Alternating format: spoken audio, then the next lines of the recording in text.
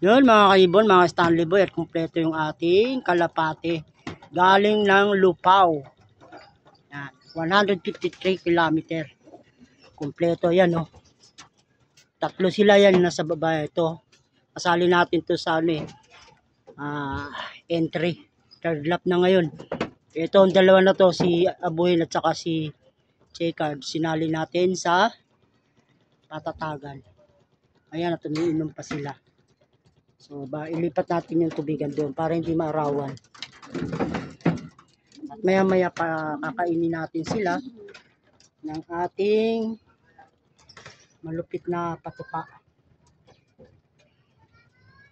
Yan mga kaibon. No? Kompleto na tayo mga kaibon ha. 9:48, kompleto na tayo. Bigyan natin ng konting patuka. Para meron lamang konti yung kanilang butche.